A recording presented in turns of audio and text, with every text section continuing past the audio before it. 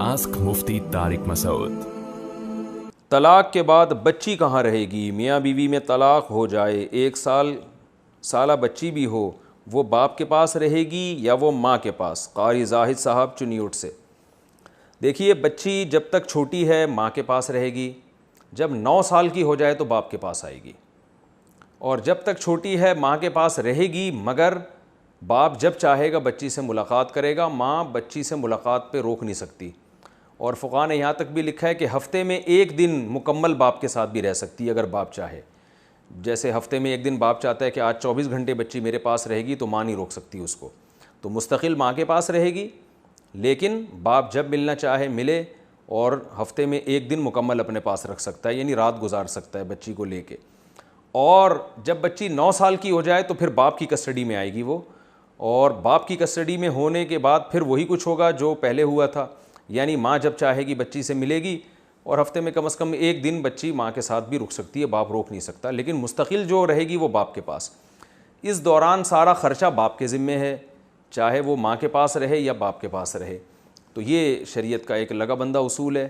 آج اس اصول کی دھجیاں اڑائی جاتی ہیں، جس کی لاٹھی اس کی بھینس، اس پر عمل کیا جاتا ہے۔ ماں نے اگر بچی کو رکھ لیا تو ماں کے پاس ہی ساری زندگی رہتی ہے، باپ سے ملنے نہیں دیتی،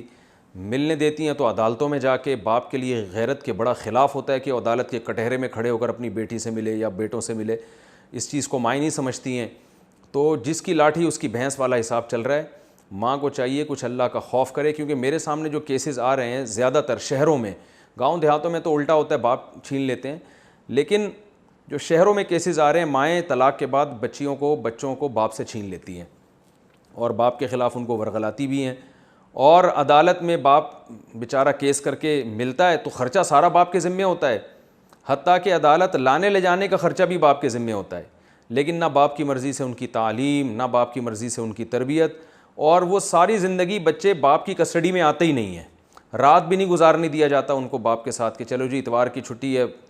باپ ان کو لے جائے، اپنی ماں سے ملائے، یعنی بچوں کی دادی سے ملائے۔ یہ سب ظلم ہے جس پر ان خواتین کو قیامت کے دن جواب دینا پڑے گا اللہ کے سامنے۔ تو یاد رکھیں، جیسے ماں کے دل میں اللہ نے محبت رکھی ہے، باپ کے دل میں بھی محبت رکھی ہے۔ تو یہ سب جو ظلم ہو رہا ہے نا آج، صرف عورت پہ ظلم نہیں ہوتا، باپ پہ بھی ظلم ہوتا ہے، ماں پہ، یعنی جو بچوں کا باپ ہے اس پہ بھی ظلم ہوتا ہے، اور